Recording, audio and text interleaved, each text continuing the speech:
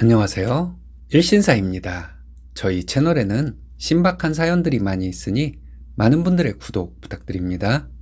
이번 사연은 막말과 삐지기를 반복하던 시아버지를 뒷목 잡고 쓰러지도록 할 말 다 하고 연 끊었다는 며느님의 사연인데요. 신우부부도 시아버지와 연을 끊었다는데 무슨 일이 있었던 걸까요? 함께 보시겠습니다. 안녕하세요. 30대 중반 외며느리입니다. 보통 사연글을 읽어보면 시어머니와 고부 갈등 때문에 힘들다고 하는데 저는 시아버지 때문에 화병이 나서 미칠 것 같았습니다. 속 시원하게 한풀이도 했고 이제는 시부모님 볼 일도 없으니 화병이 한순간에 나은 듯해요. 결혼한 지 4년 되었고 두 돌 된 아이 하나 있습니다. 저희 결혼할 때 시댁과 같은 빌라 위아래층에 살자고 하셨습니다. 강요는 아니라 했지만 거의 반강제였어요. 남편도 그때 저에게 그렇게 하면 네가 더 예쁨 받을 거다 이런 말 같지도 않은 소리를 했고 저는 순진하게도 그 말에 넘어가 버렸습니다. 10평 조금 넘는 방 2개짜리 빌라에서 신혼을 시작했습니다. 그 집은 저와 남편이 모은 돈으로 했어요. 그리고 나중에 저희가 이사를 하게 되면 시부모님은 5천을 지원해 주신다고 하셨습니다.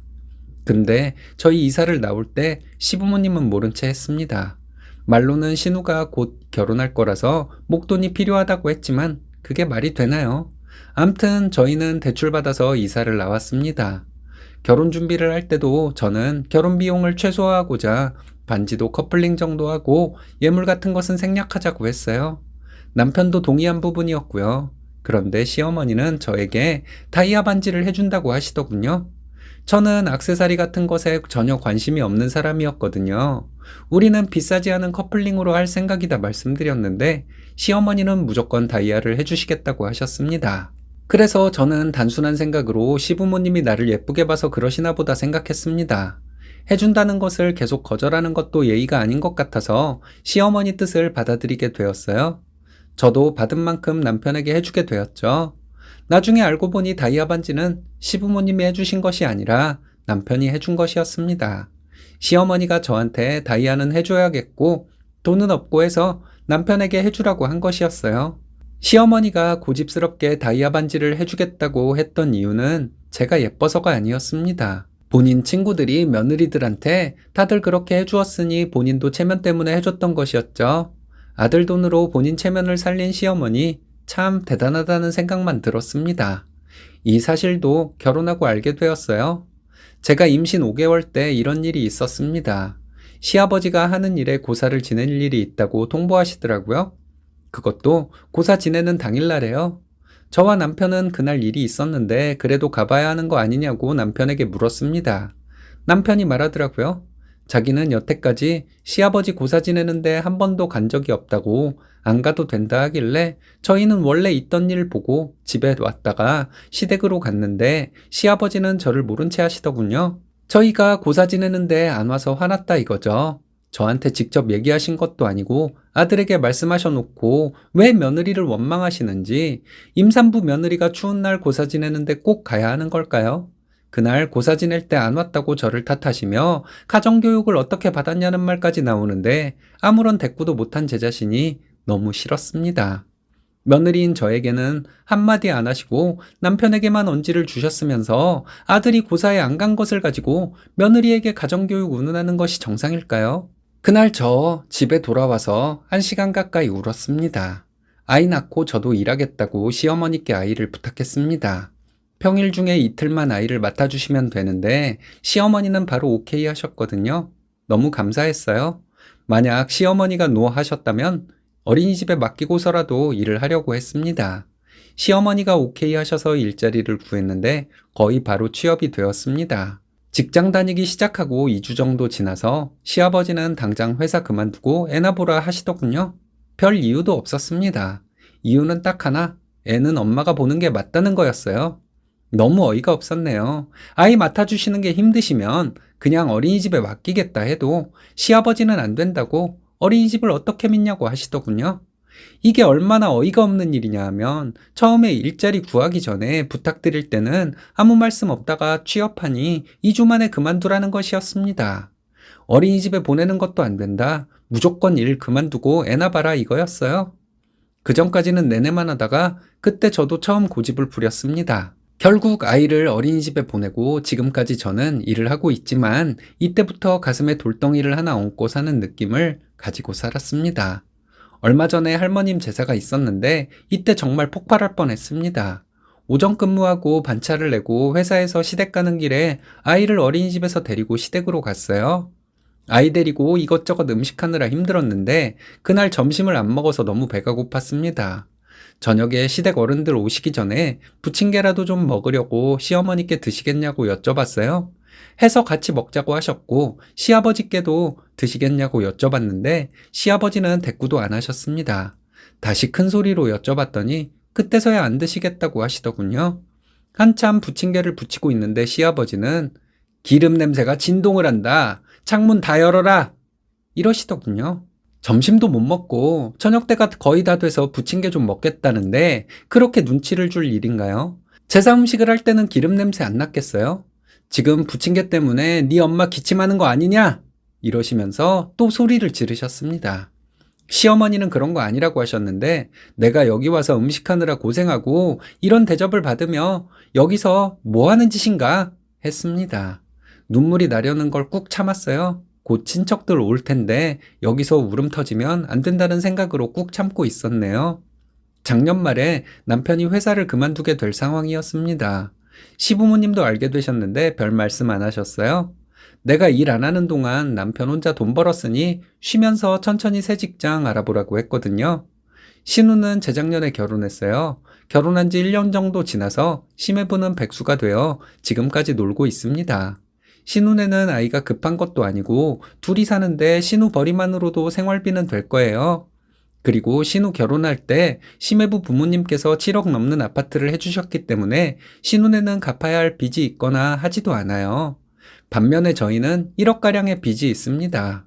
시아버지는 항상 신우가 고생한다고 안쓰러워하셨어요. 그리고 시매부를 보기만 하면 언제 취직할 것이냐 물으셨습니다. 얼마 전에 시댁에 모일 일이 있어서 저희도 가고 신우네도 시댁에 왔는데 시아버지는 시매부에게 또 닥달을 하더라고요. 직장은 알아보고 있냐? 시아버지 아는 분 회사에 취직을 해라 등의 말씀을 하시다가 시아버지가 말실수를 하셨어요. 자네 부모님은 그렇게 놀고 먹는 아들에게 아무 말씀 안 하시나? 이런 식으로 말씀하셨는데 순간 분위기가 싸해졌습니다. 시매부 표정이 장난 아니었는데 시아버지는 어른이 얘기하는데 그렇게 인상 쓰라고 부모가 가르쳤냐며 화를 내시더라고요. 신우가 아빠 왜 말을 그렇게 하냐고 했고 시아버지는 본인이 못할 말이라도 했냐고 또 역정을 내셨습니다. 시아버지는 남편에게 너는 왜 가만히 있냐 하셨는데 남편은 시아버지께 진정하시고 말씀하시라 했어요. 시아버지는 뒤로 넘어갈 듯 흥분을 하셔서 남편에게 소리소리 지르고 난리도 아니었습니다. 그리고는 시아버지가 저에게 본인 말이 틀렸냐 하시더라고요. 언제적 저에게 발언권을 주셨다고 이러는지 정말 화가 났습니다. 그리고 제가 혼자 돈 버는 것은 별 말씀 없고 딸이 사위 먹여 살리는 것은 안쓰러워 미치겠고 이런 시아버지의 태도에도 너무 화가 났어요. 그리고 시매부에게 가정교육 운운하면서 화를 내시는 것을 보니 저한테 똑같이 하셨던 것도 생각나서 시매부가 가엾다는 생각도 들었습니다. 저보고 어떻게 생각하냐 묻는 말에 제가 말했죠. 시매부는 좀 놀고 먹어도 된다고요. 결혼할 때 시매부 부모님이 7억 넘는 아파트를 해주셨는데 아가씨 혼자 벌어서 먹고 살아도 된다고 했습니다. 아직 아이 계획도 없는 상황에서 둘이 살기 충분할 것이라고 했죠. 시아버지는 갑자기 말을 못 하시더군요.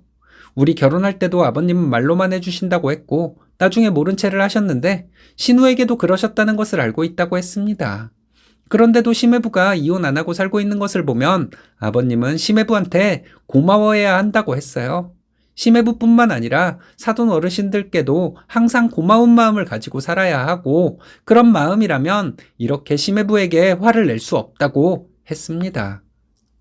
말이 나와서 얘긴데 내가 버는 돈으로 우리 세 식구 먹고 사는 것은 괜찮고 아가씨가 버는 돈으로 아가씨네 생활비 하는 것은 못 견디겠고 그렇게 불공평한 모습을 자꾸 보이시면 어른 대접받기 어렵다고 했습니다. 시아버지는 뒷목을 잡으시더니 뭐? 다시 말해봐! 이러면서 꽥 소리를 지르시더라고요. 다시 말하라면 10번이라도 다시 말해드릴 수 있다고 했습니다. 나 이제 화병 좀 다스려야겠으니 여기 다시는 발걸음 안 할 것이라고 했어요. 그게 싫어서 이혼해달라면 이혼해주겠다고 남편에게 말했습니다. 나는 지금 나가면 다시는 어머님, 아버님 별일 없을 테니 그리 아시라 말하고 아이 데리고 나왔습니다. 남편이 따라 나와서 함께 집으로 왔어요. 저희가 나온 후에 심해부도 아버님께 다시는 못 뵐 것 같다고 말했답니다. 회사 그만두고 창업을 준비하고 있는 사위에게 일 안 한다고 다그치고 부모 욕까지 하시니 자기가 찾아뵈어야 할 이유를 모르겠다 말하고 갔대요. 다음날 신우한테 전화가 왔는데 심해부가 이혼하자고 해서 싹싹 빌어서 겨우 심해부 진정시켰다고 하더라고요. 남편과 저도 얘기했습니다. 결혼 전부터 나에게 사기치고 결혼 후에도 말 바꾼 데다가 무슨 일만 있으면 내 탓을 하는 시아버지를 다시는 볼 자신 없다고요. 이혼하자면 이혼해준다고 했거든요. 남편은 자기가 중간에서 바보같이 행동해서 이렇게 된 것이라고 하면서 모든 게 자기 책임이니 제가 원하는 대로 해주겠다 했습니다. 언제까지가 될지 모르겠지만 저는 이제 시아버지 안 보고 살 생각입니다. 잘해도 날리고 뭔가 잘못되면 모든 것이 제 탓이니 제가 어쩌겠어요. 피하는 수밖에 없는 것 같아요. 시아버지는 신우네 부부가 등을 돌린 것도 제 탓을 하실 분이십니다. 시아버지가 진심으로 저에게 사과를 하기 전까지는 시부모님과 모르는 사이로 살 생각입니다. 근데 시아버지가 저에게 사과를 할 뿐은 아니니 평생 시아버지를 볼 일 없겠죠. 속 시원히 할 말 다 해서 그런지 가슴을 누르고 있던 돌덩이가 치워진 느낌이네요. 이런 이기적인 시아버지가 다 있나요? 남편도 본인 아버지 몰상식을 늦게나마 인정하나 보네요. 그동안 참느라 고생 많으셨습니다. 이제 마음 편히 먹고 남편과 아이만 신경 쓰시면 되겠네요.